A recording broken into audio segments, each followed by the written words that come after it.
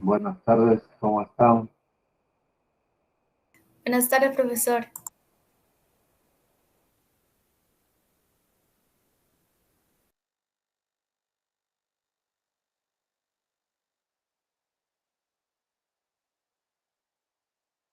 Bueno, el día de hoy va a exponer el tema de las NIF para pymes. ¿Están listos?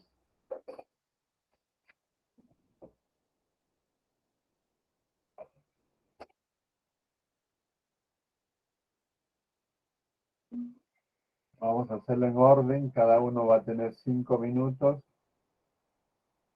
para que pueda exponer lo más esencial, ¿ya? A ver, ¿dónde está? Espera.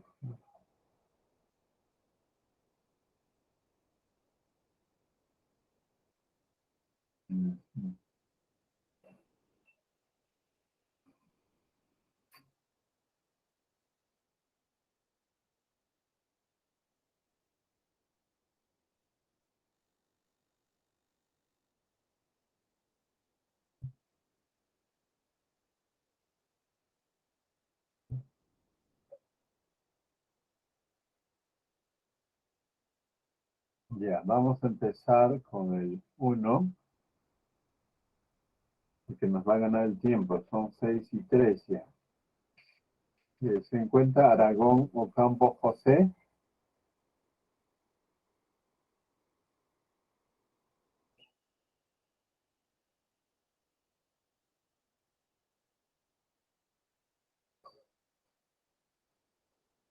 ¿No está?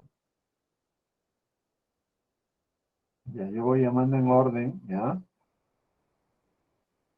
Eh, a ver, vamos a poner, esto es, ¿qué tarea es esto? 3, ¿no?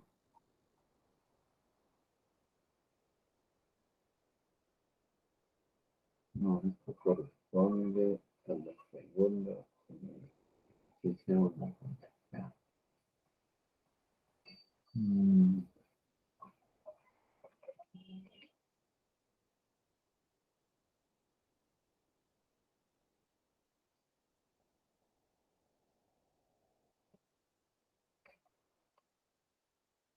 a ver, vamos a pedir a...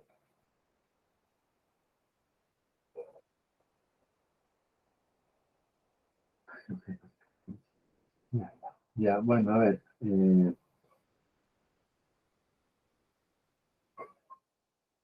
Aragón Ocampo José, no está. Ahora vamos a dar pase a Caguana Ogosi Joel Santos.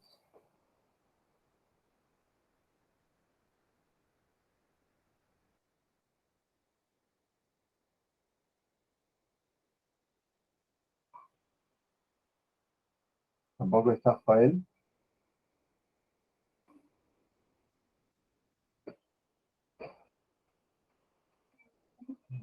Señorita delegada.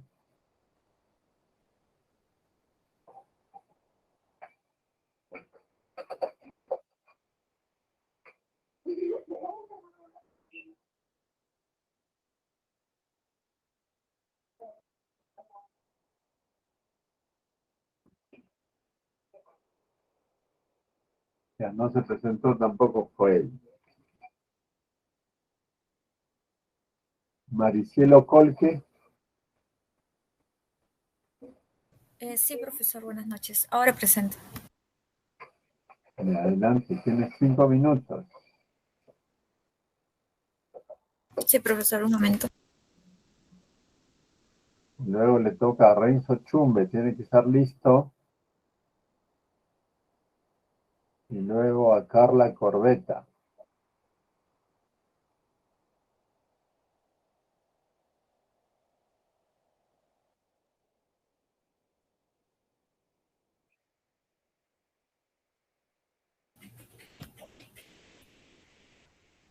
Adelante, sí se ve. Sí, profesor. Bueno, buenas noches.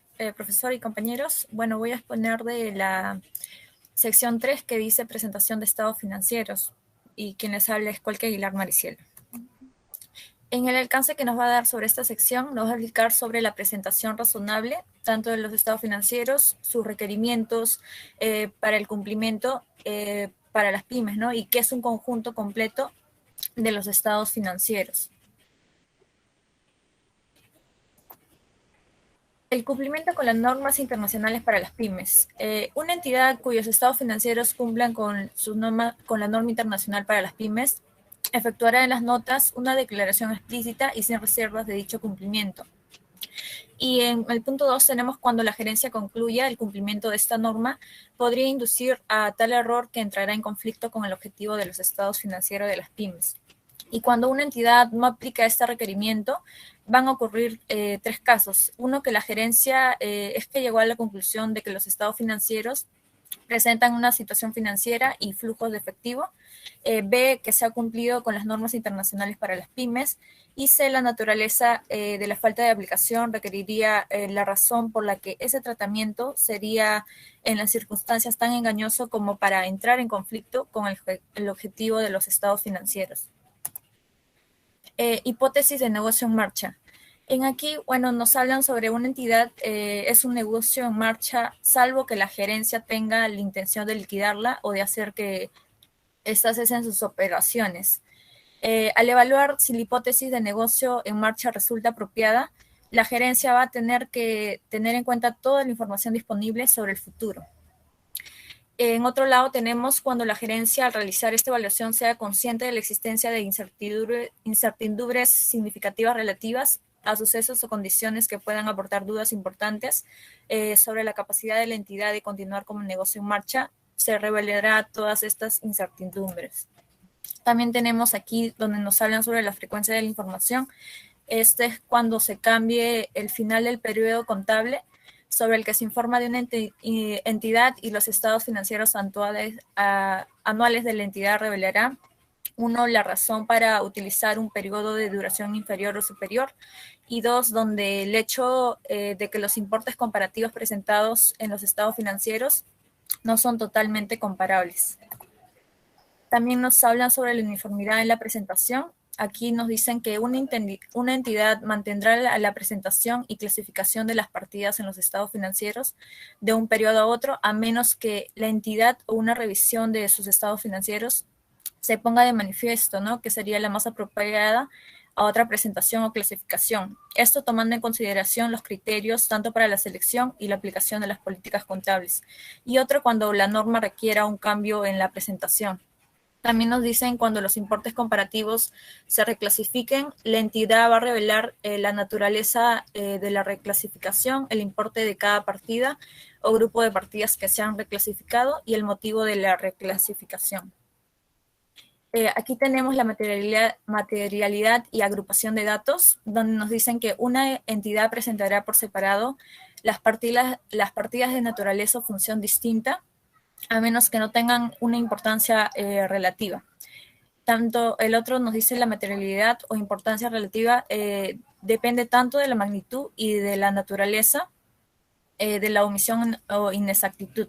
Y otro también nos dice donde la magnitud o la naturaleza de la partida o la combinación entre ambas podría ser el factor determinante de todo ello. Aquí tenemos el conjunto completo de los estados financieros, donde este conjunto de esta entidad incluye todo lo siguiente. Uno, un estado de situación financiera a la fecha sobre la que se informa. Otro, y esto una de las que tenga estas informaciones. Un solo estado del resultado integral para el periodo sobre el que se informa, que se muestran todas las partidas de ingresos y los gastos reconocidos durante el periodo, esto incluyendo aquellas partidas reconocidas al determinar resultado, y otro, un estado de resultados separado y un estado de resultado integral separado. En el punto 3, un estado de cambios en el patrimonio del periodo sobre el que se informa, un estado de flujos de efectivo del periodo sobre el que se informa y notas que incluyan un resumen de las políticas contables significativas y otra información explicativa. Y por último punto también nos hablan aquí sobre la identificación de los estados financieros, donde nos dicen que la entidad presentará la siguiente información de forma destacada y la va a repetir cuando sea necesario para su comprensión. Y nos dan 5 puntos, donde es el nombre de la entidad que informa, ya cualquier cambio en su denominación y si los estados financieros pertenecen a la entidad individual o a un grupo de entidades, la fecha del cierre del periodo sobre el que se informa y el periodo cubierto para los estados financieros, la moneda y la presentación, el grado de redondeo practicado al presentar los importes en los estados financieros. Y eso sería de lo que nos habla el profesor. Gracias. Gracias Maricielo Colque, está muy bien. Ahí nos ha indicado pues, prácticamente todo respecto a los estados financieros, ¿ya? La sección 3 de las NIF. Bueno, vamos a continuar con Renzo Chumbe. Renzo Chumbe. Sí, profesor. Estoy presente. Ya tienes 5 minutos para exponer tu tema, estado de situación financiera.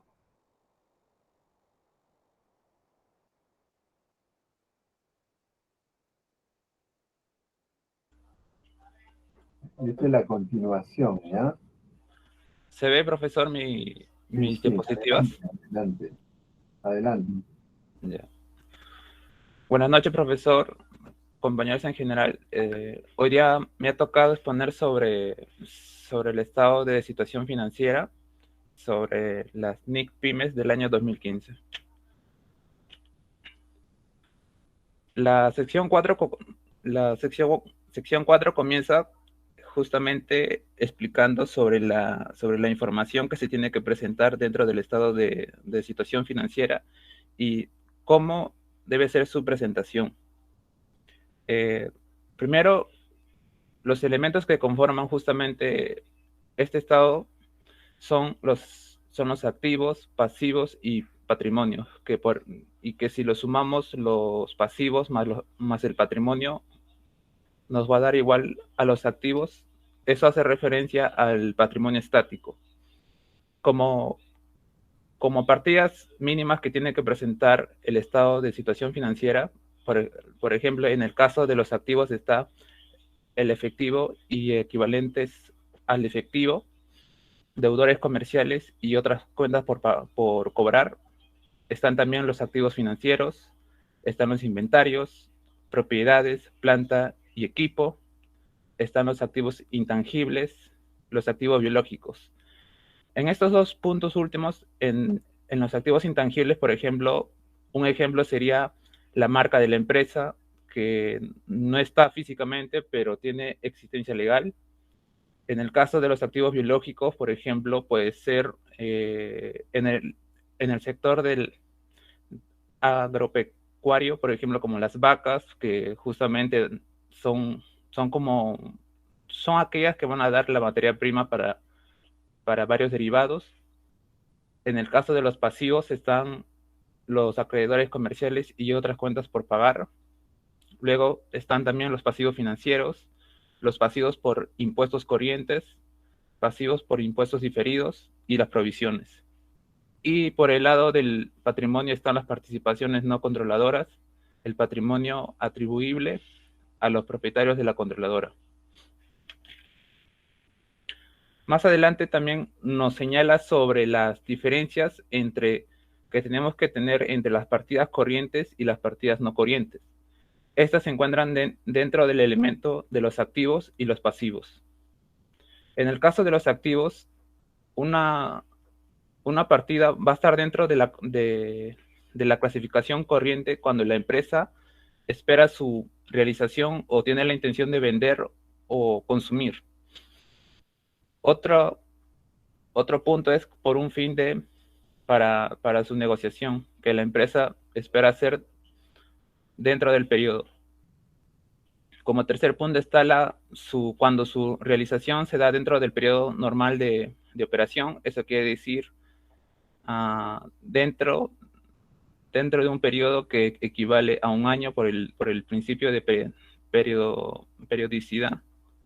Y por último está si pertenece a la partida de efectivo o un equivalente a efectivo. Pero si esta partida tiene prohibiciones para poder utilizarse, ya no estaría dentro de las cuentas corrientes.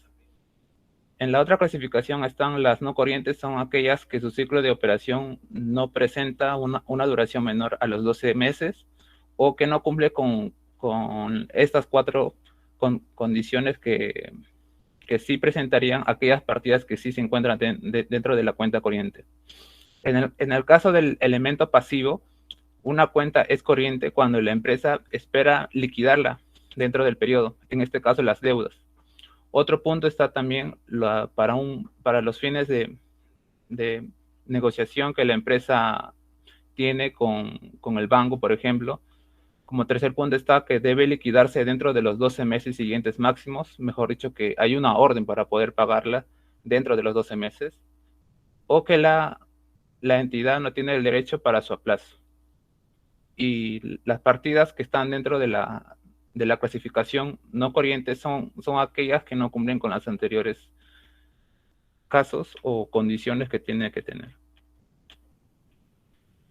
También la sección 4 nos aclara que para un mayor entendimiento sobre el estado de situación financiera de la entidad, se pueden incluir partidas adicionales, pero que se tiene que tener en cuenta la naturaleza, el tamaño o la función de la partida dentro de la entidad. O que también las denominaciones utilizadas y el orden de las partidas se pueden modificar, considerando la naturaleza de la entidad y el tipo de transacciones que se está realizando. Como siguiente punto es la información a presentar en el estado de situación financiera o en las notas. ¿Qué información se tiene que tener o cómo se pueden subclasificar? Por ejemplo, en el caso de los inventarios se puede subclasificar cuando tiene un fin para la venta o están en proceso de producción o son aquellas que son materiales y suministros. Otras están los deudores comerciales y otras cuentas por cobrar, que son partes relacionadas. Otros son los importes debidos por partes, surgidos de ingresos acumulados o devengados no facturados. En el punto de las clases de patrimonio están aquellos que son por capital desembolsado, primas de emisión, ganancias acumuladas. En cuentas por cobrar comerciales y otras cuentas por pagar están los proveedores comerciales, las que son por partes relacionadas, las que son por ingresos diferidos y acumulados o devengados. Y en el caso de las notas, que tiene que tener información cuando una entidad tiene capitales, es que se tiene que tener en cuenta el número de acciones autorizadas, el número de acciones emitidas, su valor nominal y las que no tiene. Y cuando la empresa tiene un acuerdo vinculante que posee justo dentro de las fechas para su presentación del estado de situación financiera, esta tiene que presentar la descripción de los activos o pasivos que se están dando dentro de esta operación. Tiene que también tener la descripción de los hechos y el proceso de la venta. Otro son su importe en los libros de la empresa que se tiene que tener. Y acá, por ejemplo, tenemos un ejemplo sobre un estado de situación financiera, en este caso de la empresa Pacífico, compañía de seguros y reaseguros, donde se pueden ver, por ejemplo, los activos corrientes, los activos no corrientes, que tienen que tener una clasificación y que tienen que cumplir cada una ciertas condiciones para poder ubicarse. En el caso de los pasivos también. Pero que está dentro o está junto con el patrimonio, que en este caso sí no presenta dentro de ella una subclasificación. Y eso sería todo, profesor. Gracias. Muy bien, Renzo. Bueno, vamos ampliando lo que su compañero explicó, ¿no? Sobre un juego de estados financieros, eran 5, ¿recuerdan? estado de situación financiera, estado de resultados, estado de cambios en el patrimonio neto, estado de flujo de efectivos y nota. Entonces, acaba de hablar Renzo del primero, que es el estado de situación financiera. Ahora vamos a escuchar a Carla Corbetta respecto al estado de resultados.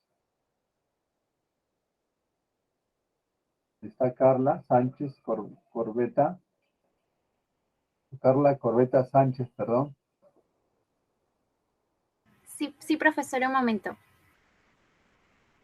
Ya, adelante. Luego le toca a Curi. ¿Puede ver mi presentación? Sí, sí. Sí, Joel. Ok. Profesor, disculpe, hace unos, bueno, he tenido problemas de internet y se me queda la delegada, por eso que recién he entrado. Si pudiera exponer después de mi compañera.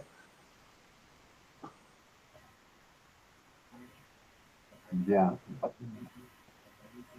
Adelante, Carla. Ok, muchas gracias. Buenas tardes, profesor y compañeros. En esta oportunidad les voy a exponer acerca de la norma internacional de información financiera número 5, que lleva por título Estado de Resultado Integral y Estado de Resultados. En primer lugar, hablaremos acerca de la presentación de este resultado integral total. Esta NIF número 5 nos establece la información que tenemos que presentar en el estado y cómo debemos presentarla, ya que toda entidad tiene que presentar este resultado integral total para un periodo en uno o también pueden ser en dos estados financieros dependiendo del enfoque. En el enfoque de un único estado de resultado integral, este se presentará todas las partidas de ingreso y gasto reconocidas en el periodo o en el caso del enfoque de dos estados, un estado de resultado integral y uno de resultados. En este caso, el estado de resultados presentará todas las partidas de ingreso y gasto reconocidas en el periodo, excepto las que estén reconocidas en el resultado integral total fuera de resultados, tal y como permite esta NIF. Recordando pues que el estado de resultados o cuenta de resultados o cuenta de pérdidas y ganancias va a recoger todos los ingresos y gastos que ha obtenido una empresa durante el periodo que puede ser mayormente de un año. Pues bien, los enfoques, ¿no? Tenemos el de estado único y el de dos estados. En cuanto al de estado único, pues incluirá todas las partidas de ingreso y gasto reconocidas en el periodo. Y esta norma proporciona un tratamiento diferente en cuanto a que los efectos de correcciones de errores y cambios en las políticas contables que se presenten como ajustes retroactivos. Y la segunda es que se reconocen 4 tipos de resultado integral como parte del resultado integral total fuera del resultado.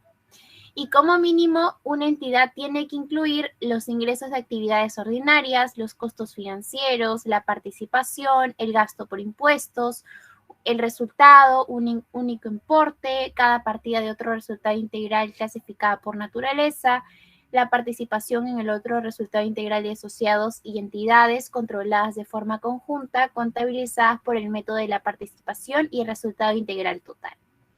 Así podemos ver en la izquierda, en donde tenemos el enfoque de un único estado, donde se presentan pues tanto los ingresos como las ventas totales y netas, y también los egresos como el costo los gastos operación, los gastos de no operación y demás. Así pues, también tenemos el enfoque de dos estados, en donde se presentan como mínimo las partidas que presentan los importes descritos en los apartados A o F del párrafo 5.5 del periodo con el resultado en la misma línea. Y pues, en la parte derecha de la diapositiva podemos ver cómo está, digamos, partido en dos. Uno es el estado consolidado de resultados del grupo para el año y el otro es el estado consolidado de resultado integral, ¿no? Y ahora, pues bien, en este caso, circunstancias con tratamiento diferente en el caso de enfoque de dos estados, pues se reconocen 3 tipos de otros resultados integrales como parte del resultado integral total fuera del resultado, es decir, esta parte de aquí. Por ejemplo, estos pueden ser algunas ganancias y pérdidas que surjan de la conversión de estados financieros de un negocio extranjero, algunas ganancias y pérdidas actuariales y algunos cambios en los valores razonables de los instrumentos de cobertura. Pasando con los requerimientos, pues tenemos 3, que los efectos de correcciones de errores y cambios en las políticas contables se presenten como ajustes retroactivos de periodos anteriores y no como parte del resultado en el periodo en el que surgen. La segunda es que una entidad presente partidas adicionales, encabezamientos y subtotales en el estado de resultado integral cuando esta presentación sea relevante para comprender el rendimiento físico de la entidad, ¿no? Así como podemos ver aquí que tienen diversos encabezados, subtítulos y demás para una mejor pues comprensión también de este estado de resultado. Y finalmente que una entidad no va a presentar ni describir ninguna partida de ingreso o gasto como partidas extraordinarias en el estado de resultado integral o en el estado de resultados si se presenta o en las notas. Y finalmente vamos con el desglose de gastos, que pueden ser de 2 tipos, uno por naturaleza de los gastos y otro por función de los gastos. La diferencia de estos es que unos van a ser de acuerdo a su naturaleza, de acuerdo al tipo. Por ejemplo, tenemos de acuerdo al tipo ingreso de ventas, costos de material, gastos de personal, amortizaciones, etcétera. Y en el caso de función de los gastos, pues van a ser agrupados de acuerdo al uso que se le dé a estos gastos, ¿no? Como puede ser, por ejemplo, ingresos o el costo de las ventas o los gastos de distribución, gastos de administración, ¿no? Actividades de distribución, etcétera. Así que esto fue todo por esta NIF PYME número 5. Muchas gracias.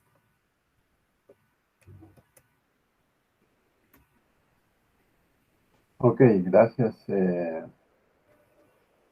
Carla. Carla nos habló acerca del estado de resultados integral y estado de resultados. Se presenta alternativamente o en un solo estado o en 2 estados, pero al final estamos hablando de estado de resultados. Como bien lo dijo, se refiere a mostrar ingresos y gastos y por diferencia resultados. Vamos a dar pase a Curi Aguirre, que nos va a hablar del estado de cambios en el patrimonio neto. Sí, profesor, mi compañera Luisa me va a apoyar para compartir pantalla. Adelante. Un momento, por favor.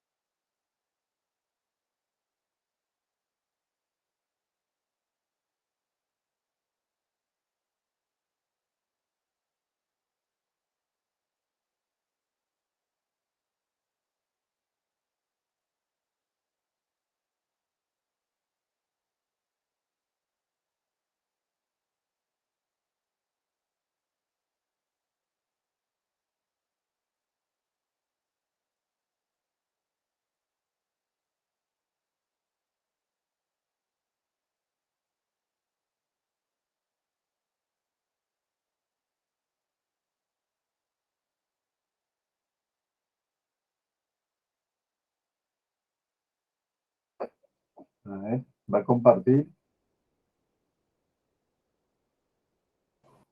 Ya lo veo, ya lo veo. Adelante.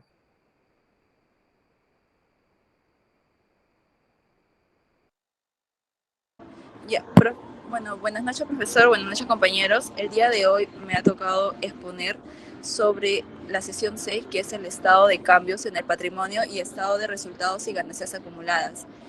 Primero hablaremos sobre el estado de cambios en el patrimonio. Bueno, tiene por objetivo comparar los saldos de patrimonio de una sociedad del principio y al final de un periodo contable, explicando sus variaciones. En este estado debe incluirse para cada uno de los rubros que integran el patrimonio. Y bueno, vemos acá la siguiente información. Como primer punto, sobre los saldos iniciales. Estos deben de ser iguales a los saldos finales del ejercicio anterior. Como punto 2 tenemos la distribución de las utilidades del ejercicio anterior. Como punto número 3 tenemos las variaciones del ejercicio. Y como punto número 4 sobre los saldos finales. ¿Podrías bajar, por favor? Gracias. Hablaremos sobre la información para presentar en el estado de cambios en el patrimonio. En este estado financiero, lo que nos permite analizar son las consecuencias de las decisiones que se tomarán. Por ejemplo, si se reinvirtieron las utilidades, entonces ahí se refleja si hubo un error en el año anterior. Esto hace la corrección y se presenta durante este año. Entonces, esos errores pueden aumentar o disminuir la pérdida o aumentar las ganancias. Este estado de cambio está en el patrimonio, ya que es muy importante, y algo que es esencial es que se demuestra el cambio o la aplicación en la política contable, que son unas partes fundamentales. ¿Podrías bajar, por favor? Ya, gracias. Acá tenemos un ejemplo. Bueno, acá vamos a ver sobre un estado de cambio en el patrimonio, la cual parte desde el saldo del año anterior, ya que vemos lo que son las diferentes cuentas que componen el estado de patrimonio. Sin embargo, son de una manera resumida, ya que es de capital social, reserva legal, resultados acumulados. Esto vienen en los resultados del periodo anterior y la utilidad o pérdida del ejercicio. También tenemos el total, ya que este total muestra que los 230.000 deben ser exactamente la suma del periodo que se refleja en el balance general, o bueno, se podría decir estado, ya que esta es una situación financiera. Con eso podemos validar de que nuestro estado de cambio en el patrimonio está correcto. Acá podemos ver en este ejemplo si la capital social tuvo o no tuvo una variación. Validamos que no lo hay. En caso que tuviera una variación, podría ser o un aumento o una disminución. Si quisiéramos saber el porqué de esta variación, su nota explicativa nos lo puede mostrar, ya que no hubo una reserva legal, pero sí hay resultados acumulados. Podemos validar de que la utilidad y pérdida, por lo menos este año, hubo una pérdida nuevamente. ¿Podrías bajar, por favor? Ya, gracias. Acá vamos a ver sobre los estados de resultados y ganancias acumuladas. Como primer objetivo tenemos lo que es presentar los resultados y los cambios en las ganancias acumuladas de una entidad para un periodo sobre el que se informa. Como segundo objetivo tenemos que permite presentar un estado de resultados y ganancias acumuladas en lugar de un estado de resultados integral. Como punto 3 tenemos el cambio del estado de patrimonio, que presenta estados financieros que surgen del resultado, pago de dividendos, correcciones de errores de los periodos anteriores y los cambios de políticas contables. ¿Podría bajar, por favor? Ya. Bueno, acá vemos sobre el estado de resultados y ganancias. Estos nos informan que el primer punto son las ganancias acumuladas al comienzo del periodo sobre el que se informa. Como punto 2, dividendos declarados durante el periodo, pagados o por pagar. Como punto 3 son represiones de ganancias acumuladas por corrección de los errores de periodos anteriores. Como punto número 4 son las reexpresiones de ganancias acumuladas por cambios en políticas contables. Como punto número 5 son las ganancias acumuladas al final del periodo sobre el que se informa. ¿Podrías bajar, por favor? Ya, gracias. Bueno, acá vemos un ejemplo. Acá es una ganancia del año. Esta ganancia del ejercicio se puede decir ganancia contable. Bueno, aquí comienza el periodo de resultado integral y ganancias articuladas que se va a hacer para hacer ganancias acumuladas en el resultado del ejercicio. Vamos a sumarle el resultado acumulado anterior y vamos a disminuir los dividendos que se haya repartido en ese ejercicio. Y vamos a tener 384.706 más 2.171.353 menos 150.000.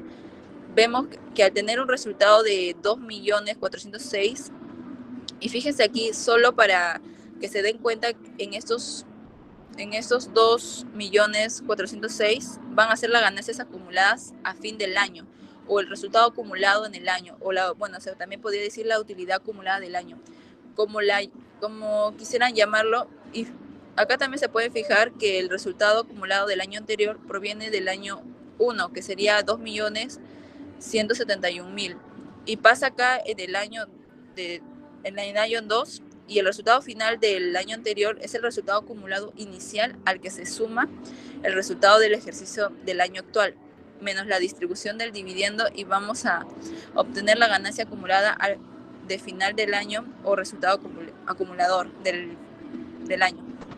Y si solamente existen estas transacciones, adiciona a ustedes por cambio de políticas contables y correcciones de errores, podemos presentar un único resumen en un único estado financiero, en el cual va a existir el resultado del ejercicio más las ganancias acumuladas, que reemplazarían al listado del cambio del patrimonio.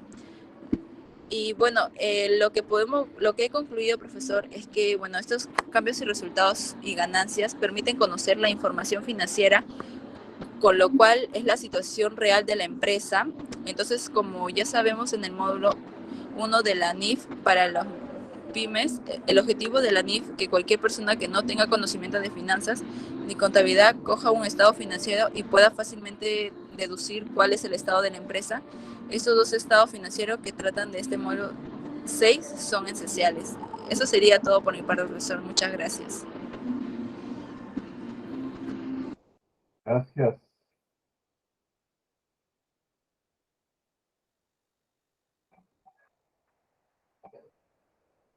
Gracias a Sandy Curi. Vamos a dar pase a David Damián, que nos va a hablar del estado de flujo de efectivos. Adelante, David.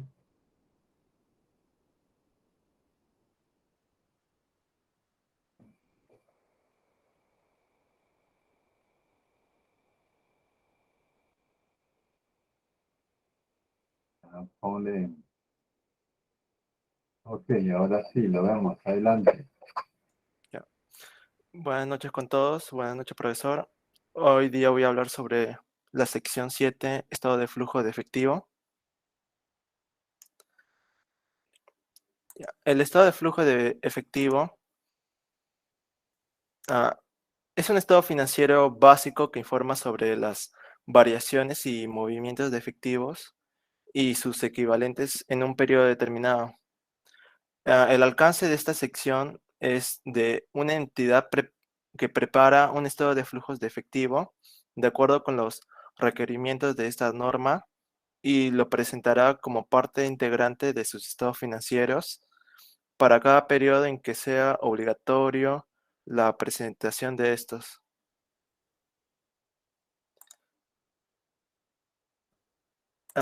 El estado de flujo en efectivo está clasificado en tres, que el primero sería el estado, las actividades de operación. Estas son actividades que constituyen la principal fuente de ingresos ordinarios de la entidad, así como otras actividades que no pueden ser clasificadas como de inversión o de financiamiento. Algunos ejemplos de las actividades de operación son como las ventas, las compras de mercaderías, los costos de producción o el pago de salarios. Luego está las actividades de inversión. Estas son actividades de adquisición y enajenación de activos a largo plazo y otras inversiones no incluidas en el efectivo equivalente. Algunos ejemplos es la compra y venta de activos financieros, la compra y venta de activos fijos como muebles y maquinarias o mejoras realizadas en las instalaciones. También está las actividades de financiación. Estas son actividades que producen cambios en el tamaño y composición del patrimonio y de los préstamos obtenidos por la entidad. Algunos ejemplos de las actividades de financiación es la emisión de acciones o bonos o la obtenciones de préstamos bancarios o reembolso de los préstamos tomados.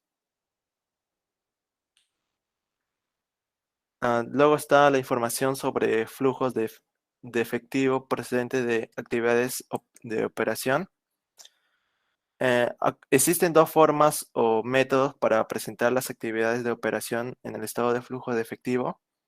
Uno sería el método indirecto, en el cual se presenta el resultado neto al que se le deducirán o agregarán respectivamente los montos de ingresos y gastos que no presentan flujos operacionales de efectivo, por ejemplo, las amortizaciones, depreciaciones, las provisiones, los impuestos diferidos, etc.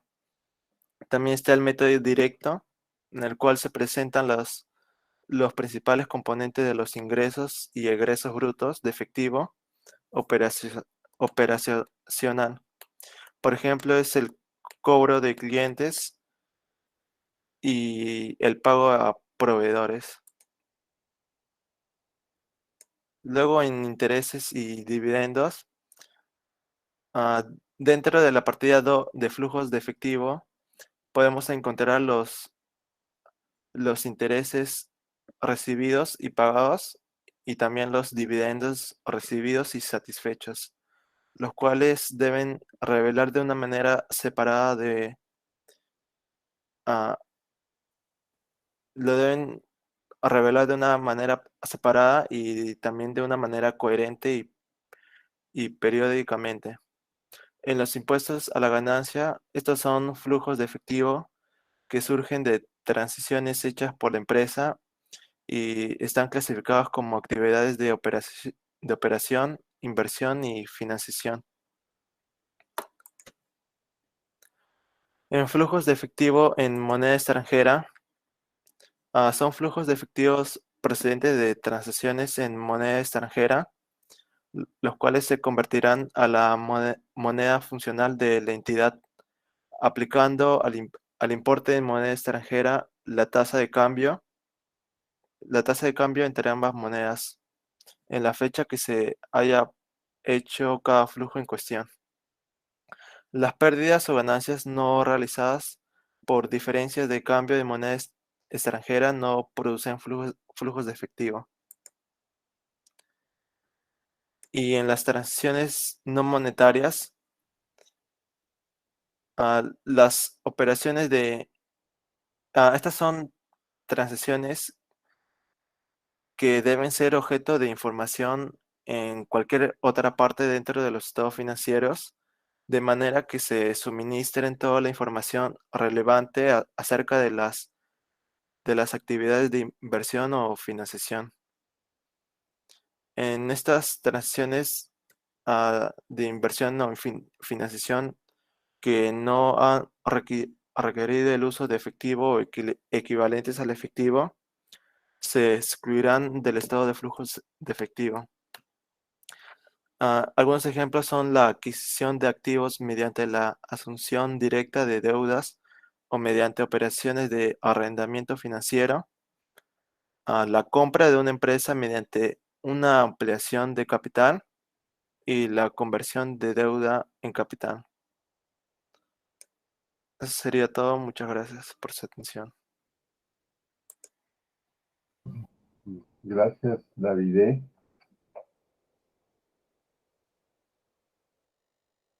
Bueno, un poco para comentar, el estado de flujo de efectivo lo que busca es reflejar las entradas y salidas de dinero, ya las que se clasifican en tres grupos, ¿no? Entrada y salida de dinero por actividades de operación que son propios del giro de negocio, ¿no? Por ejemplo, pagos y cobros.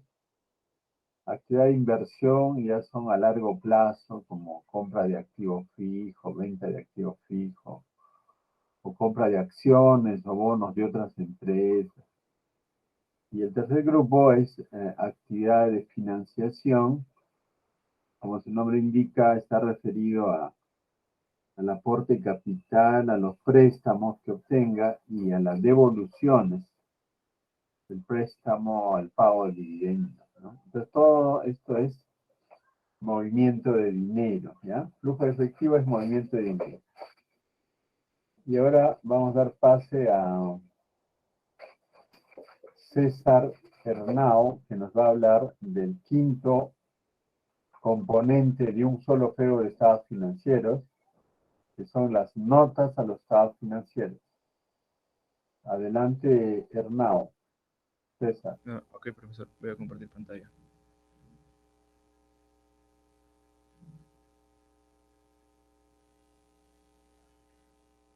Bueno, buenas noches, profesor, compañeros. A mí me ha tocado hablar acerca de la sección 8 sobre las notas a los estados financieros. Con respecto a sus alcances, esta sección establece los principios subyacentes a la información a presentar en las notas a los estados financieros y también cómo presentarlas. Ahora, con respecto a su estructura, las notas presentarán... Ponlo en modo presentar, pues. Ok. ¿Sí se ve, profesor? Ahora sí. Listo. Con respecto a su estructura, las notas presentarán información sobre las bases para la preparación de los estados financieros y sobre las políticas contables específicas utilizadas. Esto lo explicaremos más adelante. También revelarán información requerida por esta norma que no se presente en otro lugar de los estados financieros. Y finalmente proporcionarán información adicional que no se presentará en ninguno de los estados financieros, pero que sí es relevante para la comprensión de cualquiera de ellos. Con respecto a la presentación de estas notas, una entidad presentará las notas en la medida en que sea practicable de una forma sistemática. Además, se hará referencia para cada partida de los estados financieros a cualquier información en las notas con la que esté relacionada. De la misma manera, dicha entidad presentará estas notas en el siguiente orden. Primero se dará una declaración de que los estados financieros se han elaborado cumpliendo con las NIF para las pymes. En segundo lugar, se elaborará un resumen de las políticas contables significativas aplicadas. También se dará información de apoyo para las partidas presentadas en los estados financieros, en el mismo orden en que se presente cada estado y cada partida. Y finalmente se dará cualquier otra información a revelar.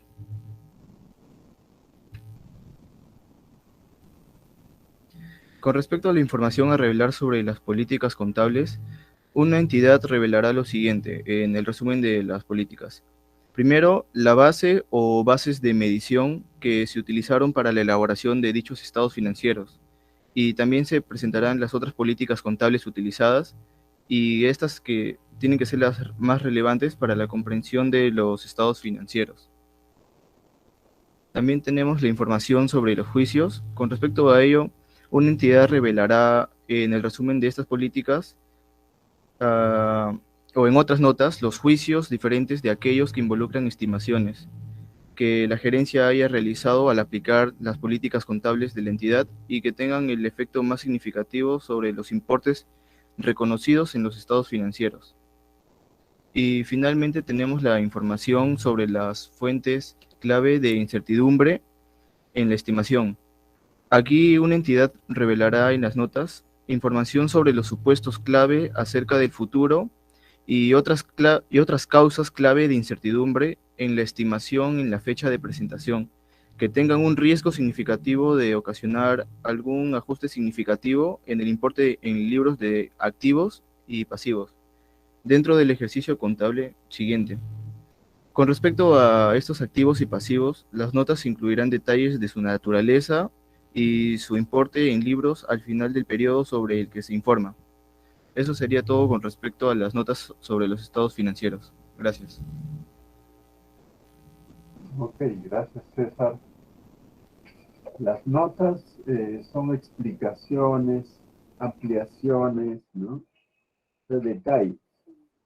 Pero ahí hay tres aspectos que hace recalcar, ¿no? Uno, que hay que poner que se está cumpliendo las normas, las NIF. Otro, hay que ver cuáles son las políticas contables aplicadas, ¿no? Aparte ya vienen las notas que amplían cada cuenta. Muy bien, entonces, en resumen, los estados financieros están conformados por cinco partes, si queremos llamarlo así, ¿no? La primera, que sería el estado de situación financiera, del cual nos habló Renzo, el estado de resultado integral y estado de resultados, que nos habló Carla. 3 sería el estado de cambios en el patrimonio neto y el estado de resultados y ganancia acumulada, que habló Sandy. Y el estado de flujo de efectivos, que habló David, y finalmente César nos habló de notas a los estados financieros. Y entonces, cuando escuchan esa palabra, estados financieros, ustedes deben imaginarse que van a encontrar estos 5 juntos, ¿no? Entonces se habla de un juego de estados financieros. Bien, vamos a dar pase a Joel, que ha llegado un poco retrasado por internet. ¿Está Joel Santos? Sí, profesor, estoy presente. Ya. Te voy a presentar. Usted nos va a hablar sobre conceptos y principios generales. A ver, adelante.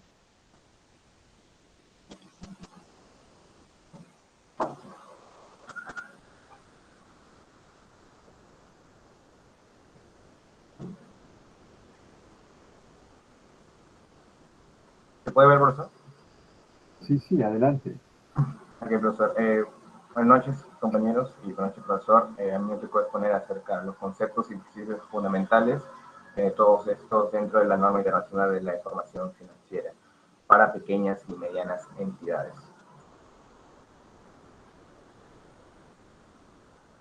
Bueno, ¿qué es lo que busca esta sección? Como se tiene entendido, su objetivo es hablar acerca de los estados financieros y también de las pequeñas y medianas entidades. Básicamente describe cuáles serían los objetivos que se aplicarían para los estados financieros de las pequeñas y medianas entidades, que en resumidas palabras serían las pymes. También se habla de los objetivos de los estados financieros de las pequeñas y medianas entidades, los cuales son de mostrar los resultados de la administración y todo esto que se ha llevado al cabo por la gerencia. Y un segundo objetivo que vendría a ser proporcionar toda la información correspondiente sobre cómo será la situación financiera, además de los rendimientos y el flujo de efectividad de la entidad.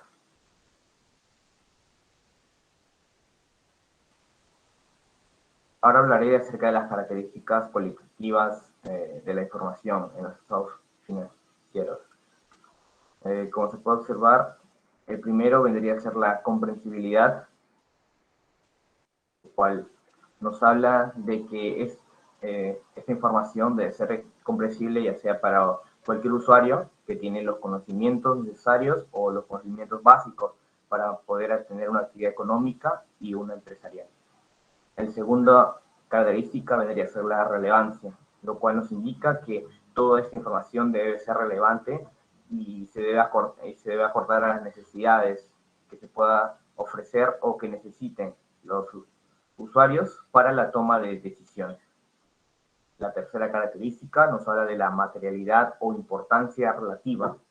Esto habla básicamente de cualquier omisión o presentación errónea que pueda suceder y que esto influya tanto en las decisiones económicas de los usuarios como a sus decisiones finales.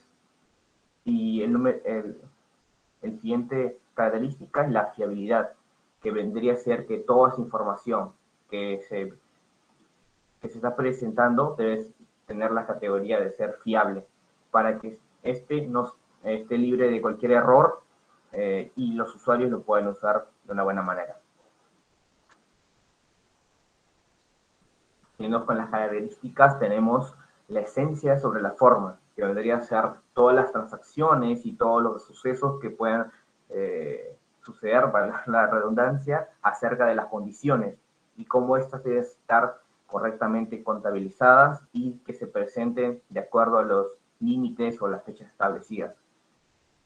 También se habla de la prudencia, que es la inclusión de toda precaución para la preparación de estos estados financieros para que se pueda ejecutar de la mejor manera.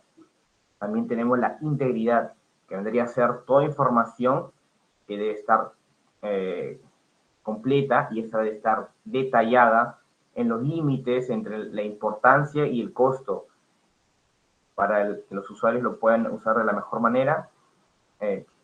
Con la siguiente característica vendría a ser la comparabilidad, ya que dentro de esa información es necesario que sea comparada de acuerdo a cada uno de esos estados financieros de la entidad para que se puedan identificar todas esas tendencias en su financiación.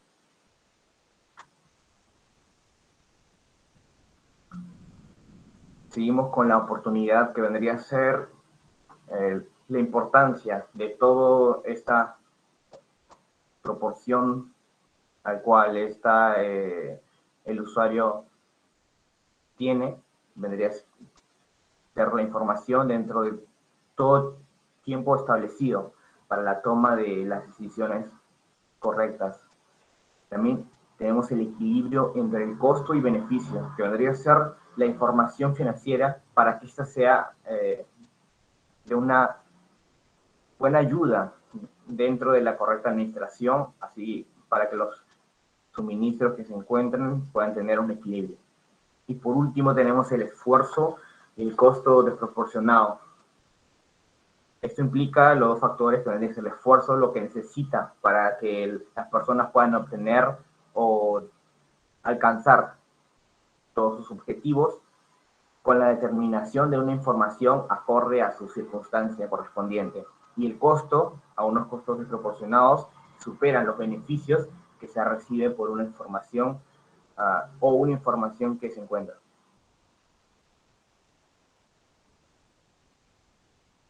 Dentro de esta sesión se hablará de la situación financiera y lo principal sería los activos, los pasivos y el patrimonio. ¿Qué es un activo? Bueno, un activo vendría a ser todos esos beneficios económicos que serían para el futuro y siempre tienen un uso potencial, ya sea de forma directa o indirecta a lo largo del tiempo que se puede usar. También tenemos a los pasivos, que son las obligaciones dentro de la entidad que uno tiene, ya sea de forma legal o implícita, que uno tiene que cancelar. Y por último, tendría que ser los patrimonios, que son los residuos de los activos contemplados menos los pasivos reconocidos. Esto la suma de los activos menos la resta de los pasivos reconocidos, y es lo que nos queda para las personas. O esto en este caso sería a los usuarios.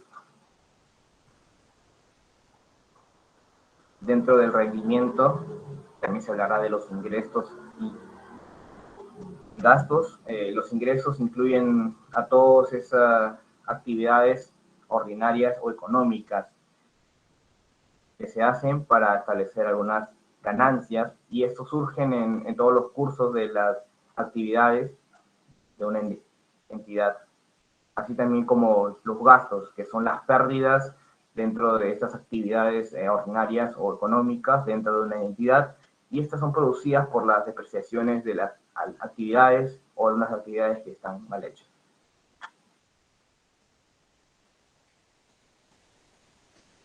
Esto se puede medir, ya sea por la medición de activos, pasivos, ingresos y gastos.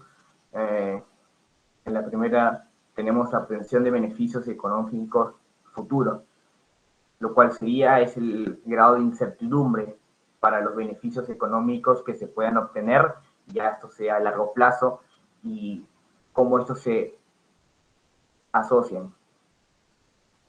También se tiene la fiabilidad de la medición, que vendría a ser el reconocimiento de una partida el cual tiene un valor o un costo, y este se puede medir de forma viable.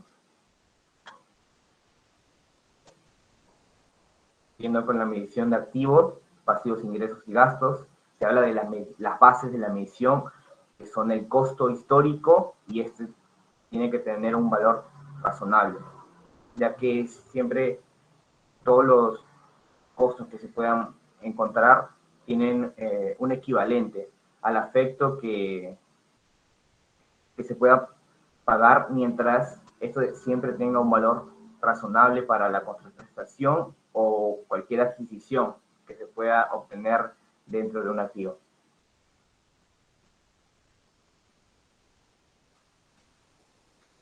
Algunos principios generales del reconocimiento y medición.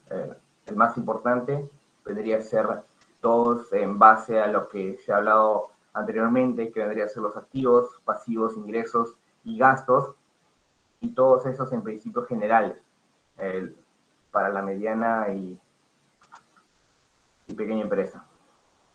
También se habla de la base contable y de la acumulación, que es dentro de la entidad siempre se va a elaborar sus estados financieros para ver cómo estos van, y siempre se exceptúa la información sobre los flujos en efectivo, ya que se utiliza la base contable de acumulación o de vengo.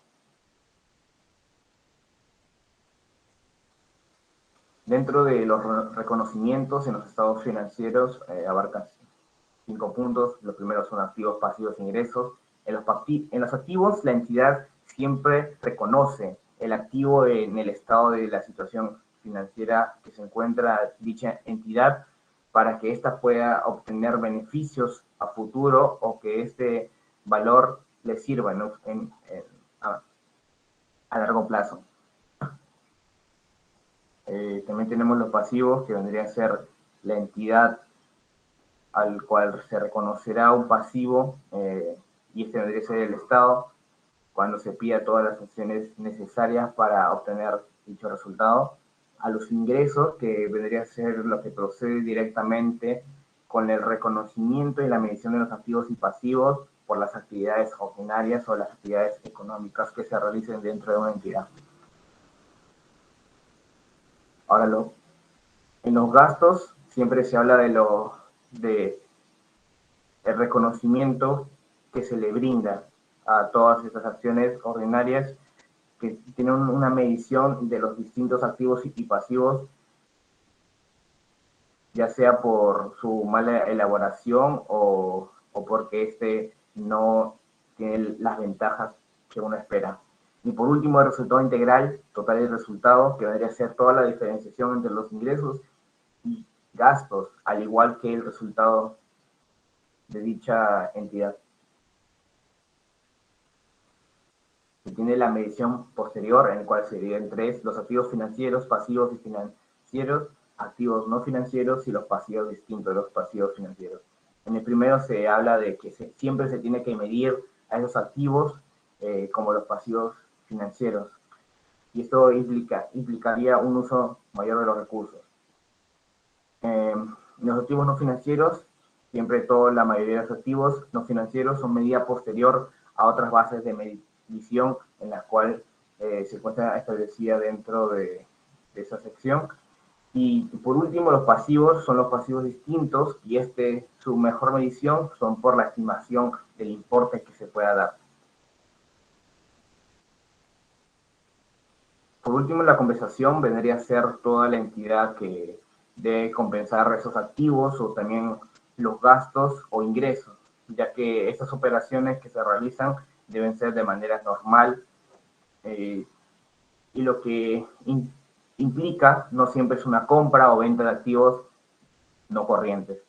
Y también la entidad debe presenciar todo este tipo de ganancias o pérdidas por la disposición de tales archivos que se muestran. Eso sería todo. Muchas gracias.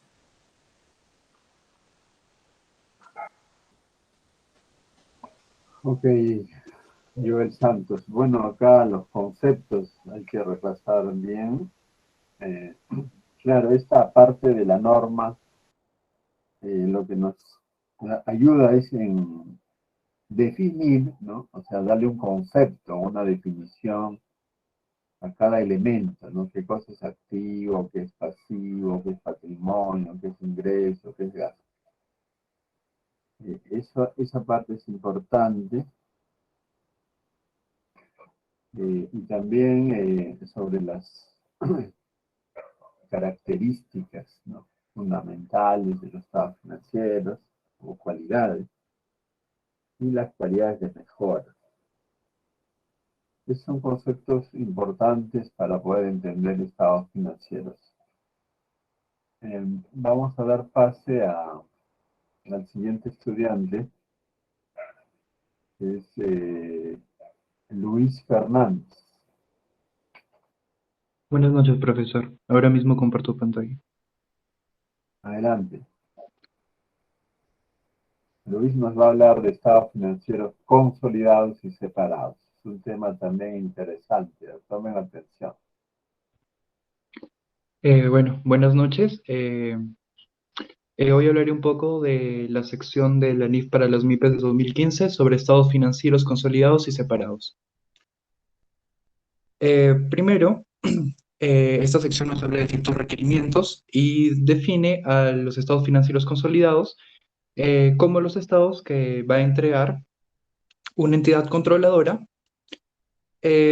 sobre sus inversiones en subsidiarias, a menos que esta misma controladora sea ella misma subsidiaria, o que una controladora última que posea a esta controladora inferior presente ya un estado financiero consolidados. Cuando la subsidiaria se adquiere para venderla o disponer de ella luego de un año, se contabilizará según instrumentos financieros básicos, que es otra sección que se detalla más adelante dentro de la NIF para las MIPES. Para definir cuando una controladora tiene control sobre otras empresas subsidiarias, tenemos que definir lo que significa este término, control. El control hace referencia al poder para dirigir las políticas financieras y de operación de una entidad con el fin de obtener beneficios de sus actividades. Y esto se logra a través de tres acciones en específico.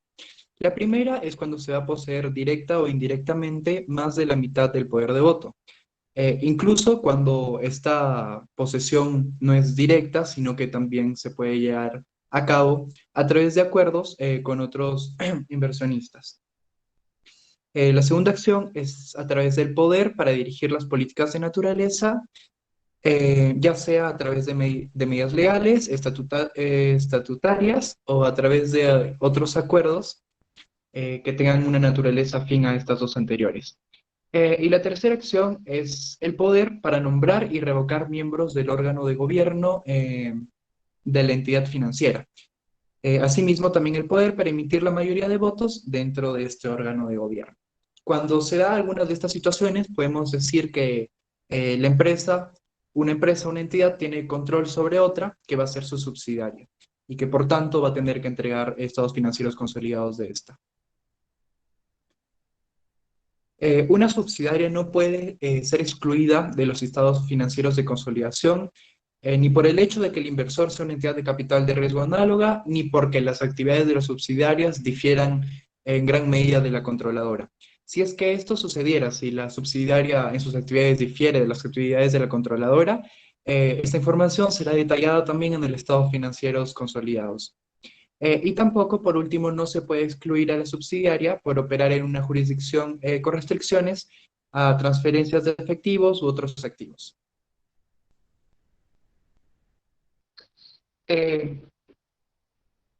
Los estados financieros consolidados también se aplican a entidades de cometido específico que actúen como subsidiarias de otras empresas. Para esto, obviamente, esta empresa controladora tiene que tener control sobre esta entidad de cometido específico, OS. Las S son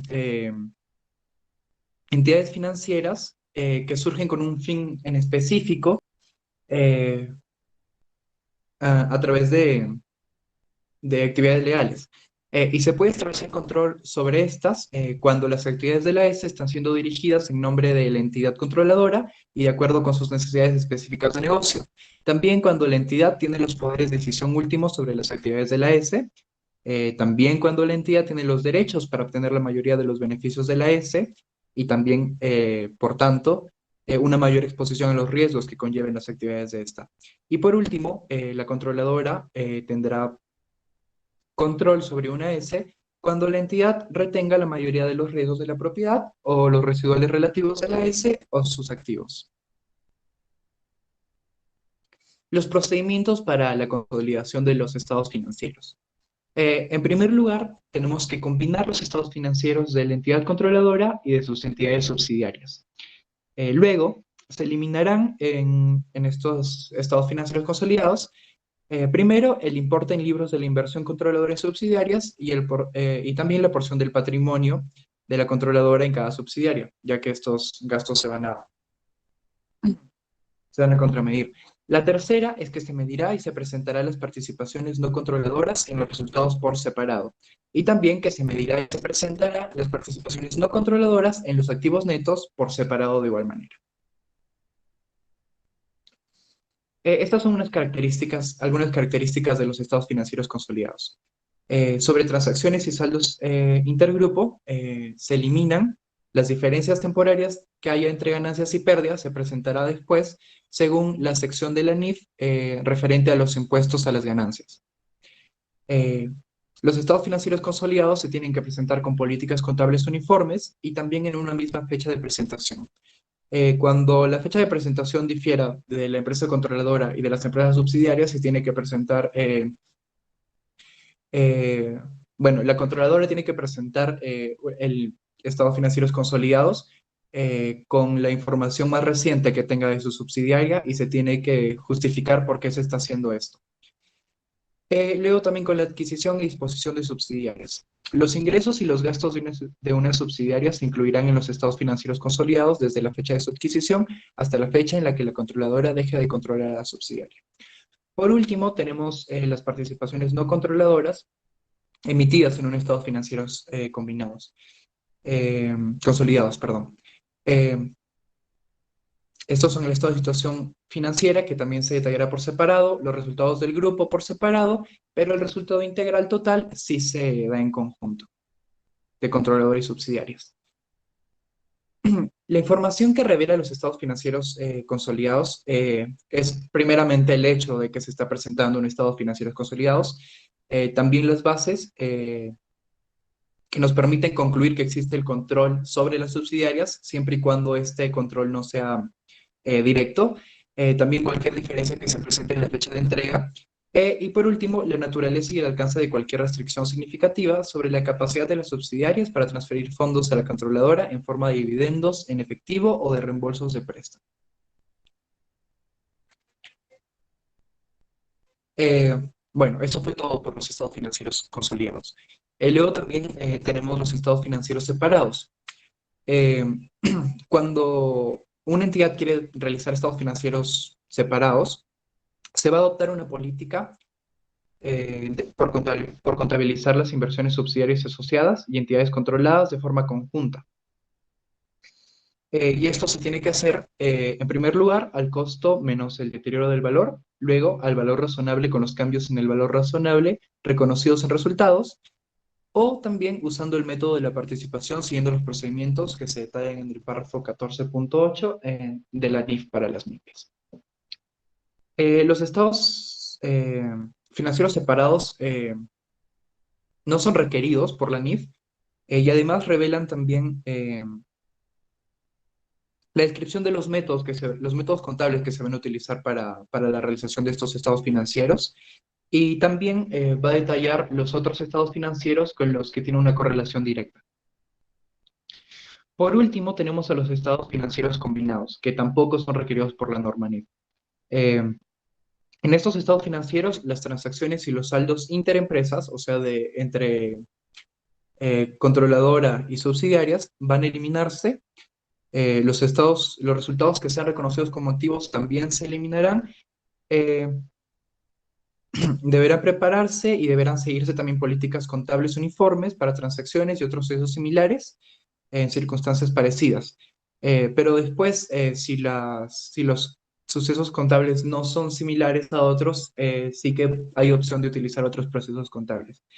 Los estados financieros combinados van a detallar la siguiente información. En primer lugar, que se está presentando un estado financieros combinados, también la razón por la que se van a preparar estos financieros combinados, la base para determinar qué entidades se incluyen en los estados financieros combinados, la base para la preparación de los estados financieros combinados, y también la información a revelar sobre partes relacionadas requeridas en la sección 33 de la NIF para las MIPES de 2015, titulada Información a revelar sobre partes relacionadas. Eso sería todo por esta exposición.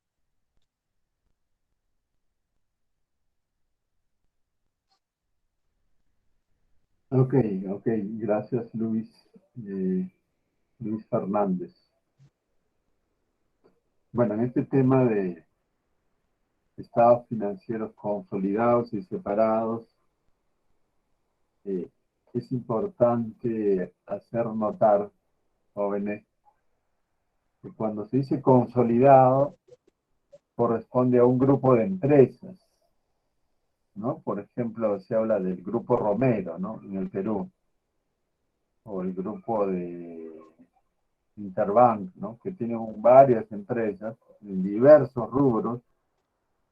O sea, tiene bancos, tiene fábricas, tiene empresas de transporte, empresas de almacenamiento, qué sé yo. De todos ellos se hace un solo estado financiero. Ese es el consolidado, o sea, consolidar el estado financiero de varias empresas.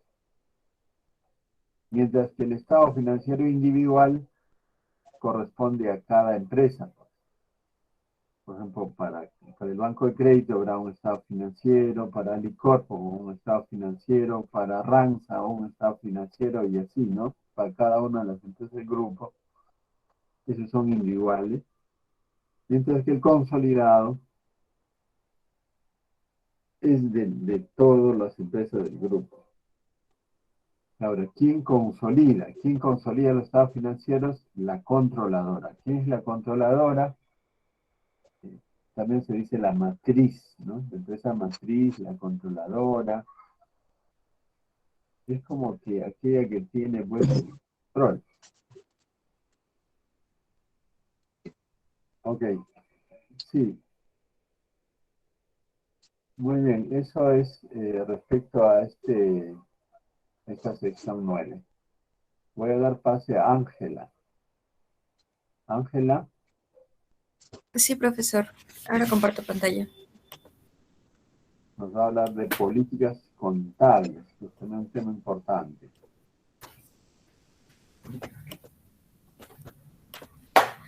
Okay. Sección 10. Políticas, estimaciones y errores contables.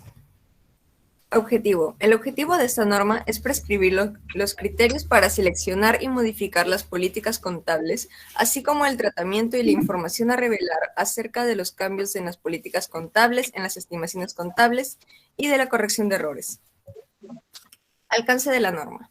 Esta norma se aplicará en la selección y aplicación de políticas contables, en la contabilización de los cambios en estas y en las estimaciones contables, y en la corrección de errores de periodos anteriores.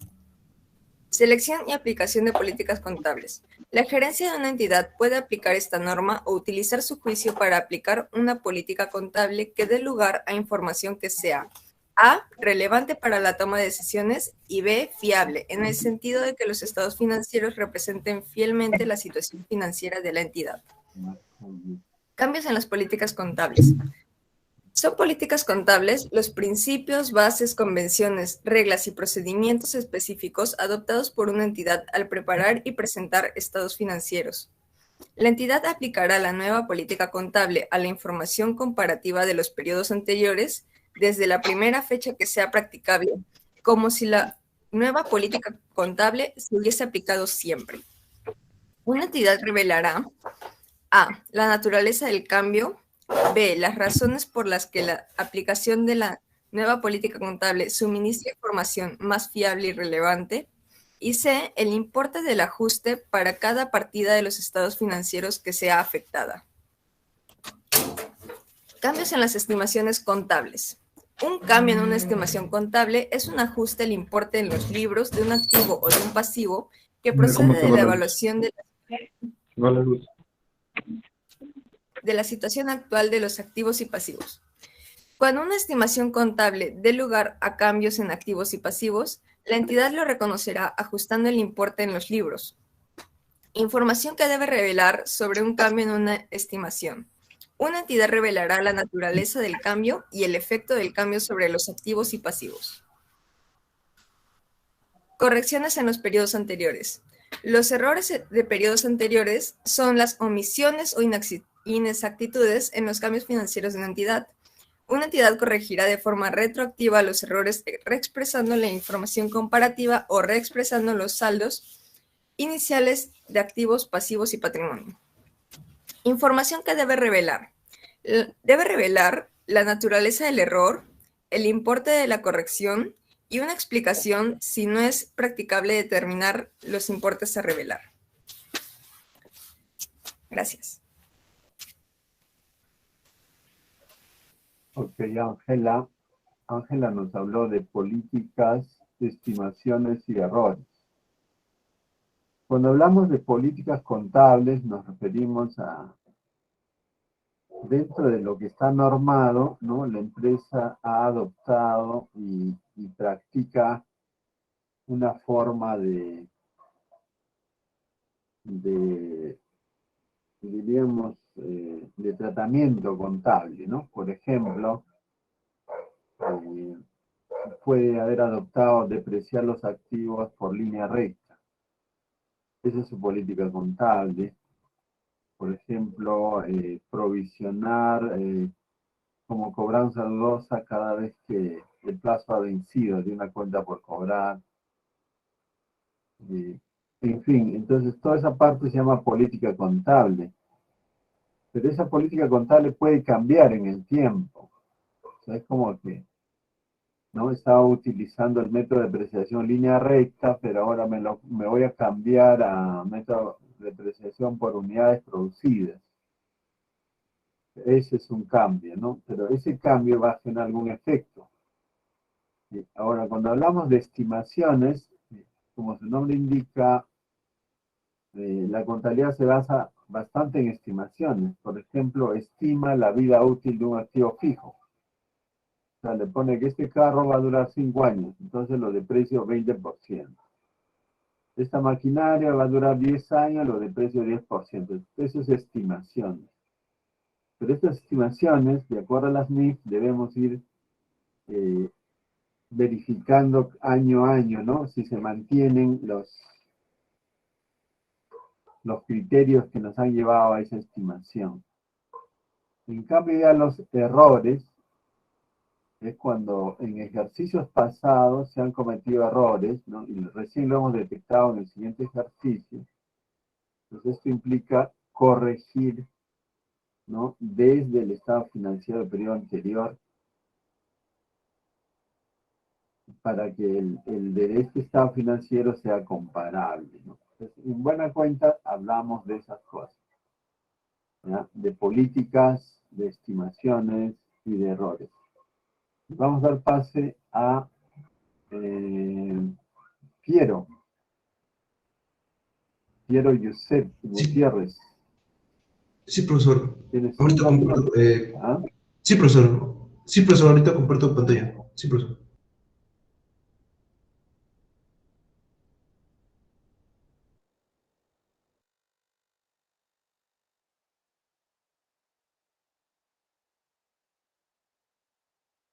Adelante, Piero. Estamos viendo. Sí, profesor. Buenos días, compañeros. Buenos días, profesor. Yo voy a hablar acerca de los instrumentos financieros básicos. Vamos a hablar acerca de la definición. Simplemente están definidos de la siguiente forma. Está el efectivo, los instrumentos pasivos, siempre y cuando cumplen ciertas condiciones. Están los compromisos de recibir un préstamo que no pueden ser liquidados por el importe neto en efectivo y se espera que en el mismo se reúnan ciertas condiciones de otros instrumentos de pasivo. Bueno, también están las inversiones en acciones preferentes no convertibles y en acciones preferentes o acciones ordinarias sin opción de venta. Y bueno, también está instrumento de deuda que cumpla también ciertas condiciones, con compromiso de recibir un préstamo que no pueda liquidarse por el importe neto en efectivo y cuando se ejecute el compromiso y se espera que cumpla ciertas condiciones. Y también está una inversión en acciones preferentes no convertibles, acciones preferentes u ordinarias sin opción de venta. Con respecto al reconocimiento, al reconocimiento inicial de activos financieros, una entidad solo conocerá un activo financiero o pasivo financiero cuando se convierte en una parte de las condiciones contractuales del instrumento. Respecto a la medición inicial, nosotros podemos ver que al reconocer inicialmente un activo financiero o pasivo financiero, una entidad lo medirá al precio de la transacción, excepto si el acuerdo constituye efectivamente una transacción de financiación para la entidad o la contraparte del acuerdo. Respecto al costo amortizado de un activo financiero o de un pasivo financiero en cada fecha de presentación, es el neto de los siguientes aportes. Pero de estos 4 aportes, el más importante que nosotros podemos mencionar es el inciso A, que dice el importe al que se mide en el reconocimiento inicial del activo, el importe al que se mide en el conocimiento inicial el activo financiero o pasivo financiero. Tenemos también, en el caso de la tasa, método del interés efectivo, podemos mencionar que la tasa de interés efectiva se determina sobre la base del importe de libros del activo financiero o pasivo financiero en el momento del reconocimiento inicial. Según este método, tenemos el costo amortizado de un activo financiero pasivo, que es el valor presente de los flujos de efectivo para cobrar futuros pagos descontados a la tasa de interés efectiva. Y el gasto, o también puede ser ingreso, por intereses en un periodo que es igual al importe en los libros de pasivo o activo financiero al principio de un periodo multiplicado por la tasa de interés efectiva para el periodo. Ahora, respecto al deterioro del valor de los instrumentos financieros medidos al costo o al costo amortizado, tenemos el reconocimiento, medición, reversión, valor razonable, técnica de valoración y el valor y el mercado no activo. Cuando nosotros sabemos que tenemos bajas cuentas, una entidad dará de baja en cuentas una entidad dará de baja en cuentas un activo financiero solo principalmente cuando la entidad transfiera sustancialmente a terceros todos los riesgos y ventajas inherentes a la propiedad del activo financiero. Respecto a un pasivo financiero, una entidad solo dará baja principalmente una entidad solo dará de baja en cuentas a un pasivo financiero o en parte un pasivo financiero cuando se haya extinguido, esto es cuando la obligación especificada del contrato haya sido pagada, cancelada o haya expirado. Ahora vamos a ver un caso práctico donde podemos ver dentro del balance las siguientes cuentas, de alguna otra manera que vamos a ver si pertenece dentro de la sección 11, valor razonable, costo amortizado, costo menor deterioro del valor, y en este caso podemos ver que algunos sí constituyen o bien uno de ellos o bien los tres. Bueno, y con esto sería todo por mi parte, profesor. Muchas gracias.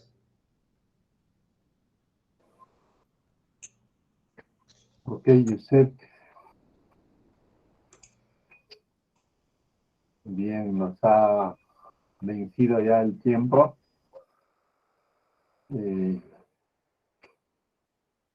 Continuaremos mañana con las exposiciones. Todavía nos faltan varios, así que por el momento lo dejamos ahí, debido a que tengo clase y ustedes también seguro, ¿no?